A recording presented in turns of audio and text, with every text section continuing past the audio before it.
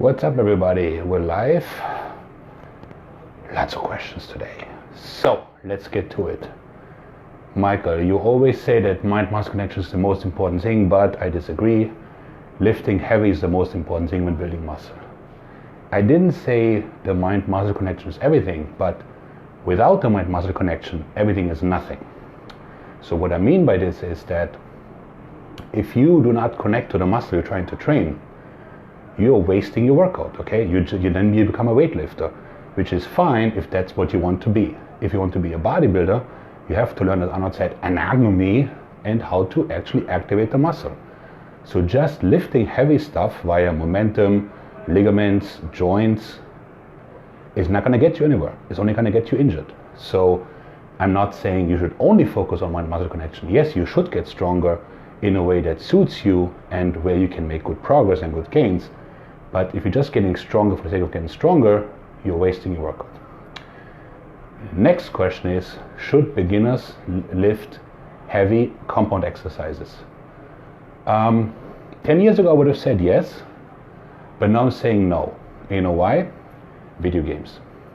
So by beginners, I mean younger people. Younger people that come to me now because of them not playing outside anymore and not doing anything athletically, but basically sitting at home, they do not have the athletic ability to do a bodyweight squat. They also cannot do an overhead press because they're so stiff from the consoles, they're actually pressing forward. So these people cannot do heavy compound lifting to start out their bodybuilding careers. That's not their fault, it's just how it is. So yes, beginners should learn the compounds, but today you have to almost plan for an extra year for people like that to learn.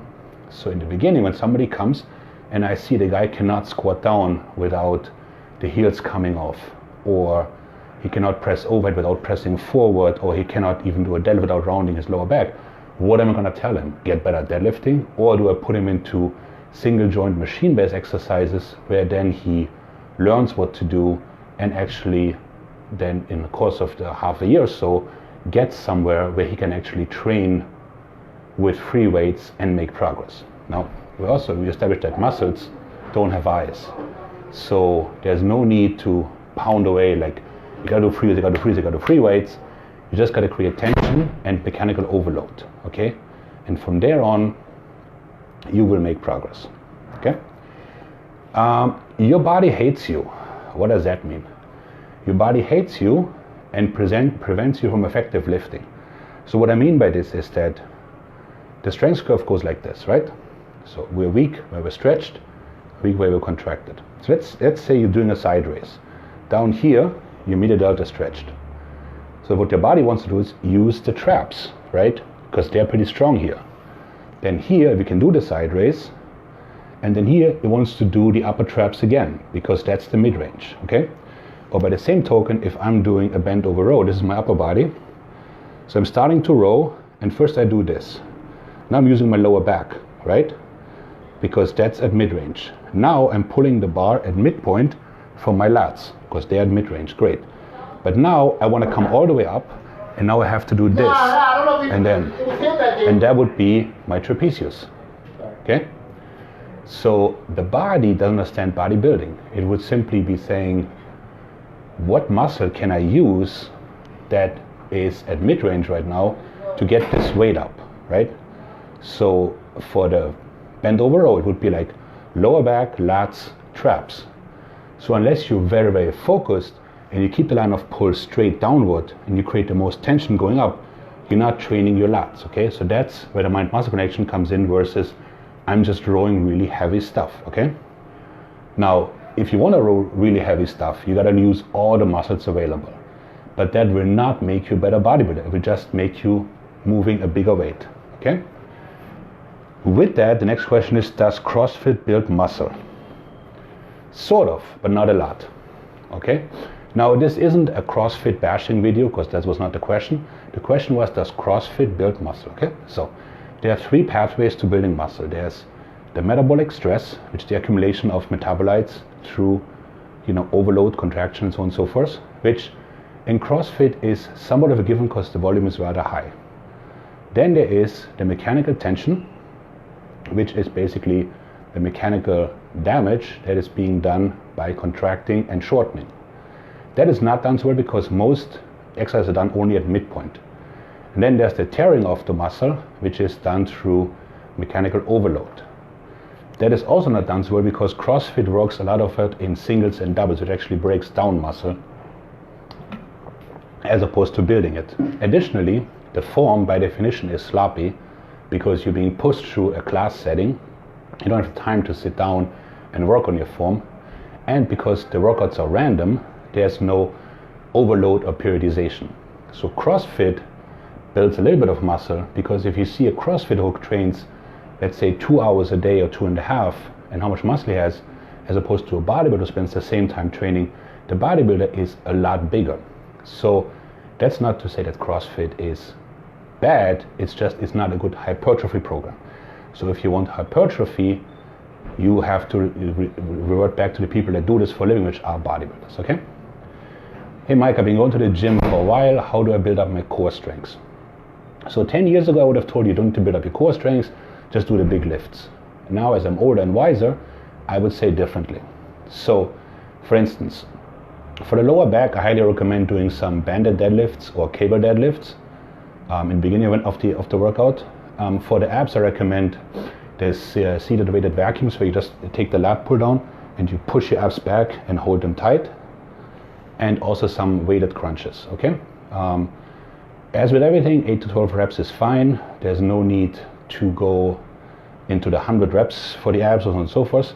But you can do this pretty much every workout, especially if your lower back is tight. That means it's weak. That means you need to work on it, okay? Also, as much fun as abs are, do not work them exclusively because you create this balance and then basically your lower back has to catch up, and it won't if you don't train it, and then you get a lower back injury. A lot of people that have taken excessive ab classes actually have slipped discs, so don't be that guy. The next question caught me a bit off guard, to be honest, and it was, hey Mike, how's living with bipolar? Well, it's a dream. No, it sucks, of course, it's not cool. Now, mind you, I'm not gonna tell you like that it's the worst thing that ever happened to anybody. I'm sure there are people that have much worse diseases. But living with bipolar is not that much fun as one would think. So basically there's two components to it. There's the manic, where you do crazy things, you know, you go off the rails, you spend money, you have promiscuous relationships, you think you can jump off the Brooklyn Bridge or whatever. And then there's the depression where you can't do anything. So with medication, the manic side can be regular, but the depression cannot. So bipolar people usually don't get antidepressants because they could make them manic, which means you have long periods of time where you are like, you don't want to do anything, you don't want to get out of bed, you have a certain envy of people that you perceive as normal, that can do things, it kills your appetite, it gives you joint pain, metallic taste in the mouth, it kills your cardiovascular ability, and it's not exactly a great motivator, you know. So the way to handle it is you just drudge through. I mean, I wish I had a better answer, but it's you know, and I don't want to present myself as someone like a victim or whatever. I'm just telling you what it's like. So you also question like yourself, because the medication kind of kills your creativeness, and I'm not sure I'm all that creative in the first part, but you do worry like, could I be making better videos? Could I be doing better articles, better programs for my workout, better programs for my clients, and so on and so forth, if I didn't have to deal with this? So bipolar, like any mental illness, also has the stigma of, you know, that you're weird or you're not normal or whatever. And granted, you know, living in New York City, it's probably more widely accepted than if I was living somewhere else. So that's something you have to deal with also. As I get older and bigger, I don't care so much what other people think, but it used to bug me quite a bit. You know, people said like, oh, just pull yourself together and so forth. It's like, because nobody would ever tell to a cancer patient like, oh, just, you know, pray the tumors away and you'll be okay. So that's of course completely nonsensical. So yeah, it's not particularly easy. You know, the medication is harsh, it has side effects. You know, it's harsh on the liver, and it makes you crave junk food. It's pretty much the worst thing for bodybuilding. So it's not all that great. Okay. Next question was, Mike, what do you think of this program PHOUL, power hypertrophy upper lower? So it's 2 days of power training and then 2 days of 2 days of, I get your question just in a second, and 2 days of higher volume. So I looked at the program, I'm actually making a video about that in a practical sense. The program is very vanilla, okay? So there I said it, I don't like it. So it starts out 3x5 bench, which is a good way to get people injured, and then there's incline bench. So the way I would do it is I would take out the bench on day one, I put in the floor press, I would take out the incline bench into a push fly, I would make the bent over row a cluster set. Then there's an overhead press, which I would take out because you're already doing so much overhead work. Front of that, I would make it into a, what did I put? More like an Aaron's press maybe. The barbell curl is more or less useless for most people. Take that out and make it an incline curl. Skull crushers are too harsh on the elbows. Day two is actually idiotic. It's squat, deadlift, leg press, leg curl. So like you hitting your lower back twice with the squat and the deadlift, then you do a leg press. So the first thing you should do is you should do the leg curl first to warm up the knees. Then you could do the squat maybe in a trap bar or a sumo to get the glutes going. Then you do the banded deadlift to work the hamstrings. Then you could do the leg press in a narrow stance to work the quads. So that would actually be more like of a grown-up program. Day two, for instance, has two horizontal rows like cable row and one-arm dumbbell row, but nothing coming down from the top, so that makes no sense in my book. Then there is incline curl, okay, that's not bad. Day five is front squat, barbell lunge, and leg curls. Again, leg curls should be going forward.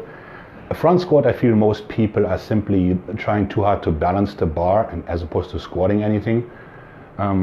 Same with the barbell lunge, so I would make the front squat maybe an elevator squat on the regular back squat, and make the barbell lunge into a cable lunge, and that would work really well for most people.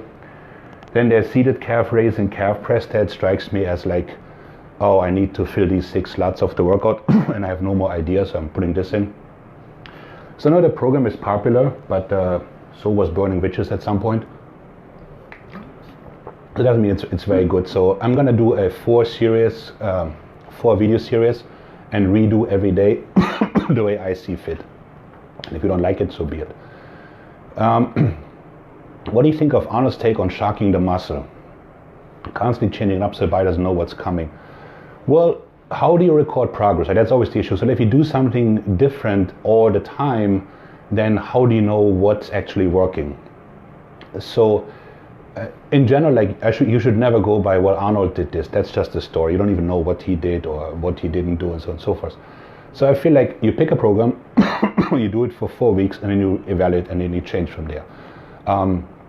It would be like, imagine like one day you go to French class, the next day you go to Chinese class, and then you go to Spanish class. At the end of the week, you have spent $500 on tutoring, but you haven't really learned anything, right? So like you take French for 3 months, and then you switch it over, you know, and you do that. And then you see like, oh, maybe I'm not that good at French, I should be taking more Spanish, or whatever the case may be. But just changing for the sake of change is not something I feel like. Now, within the workout, so let's say, like my daughter's sick, right? So like, as you can tell, like there's very little sleep. So today I'm just not gonna be King Kong in the gym, you know? So I know this, and then I don't do a drop set, or like I take out a couple reps here or there, and then like 2 days from now it might be better, and I can do an extra set, you know, and I can add more volume and so on and so forth. And get more of the workout from there. And so that would be a change within the existing workout as opposed to just flipping everything upside down for no good reason, okay? All right, guys, so I put the training my books into the shop on the Facebook side. Please take a look. Anybody who knows me, knows my stuff, knows you will be getting quality. So there's chest, back, arms, shoulders, strength curve, and mass. You know that I'm not going to sell like something that promises you the moon, but very, very solid workouts. You basically be getting a PDF file where everything is explained, what you have to do, how to not get injured, how to do the proper rep count, how to activate the muscle, the diet, and then there's the actual workout, which is like an Excel sheet with the videos in order to walk you through, and it calculates itself for 4 weeks, so give it a look. Also the t-shirts, one can only give tips on sale. I post a link for that later. And as always, thank you guys for watching. Maik out.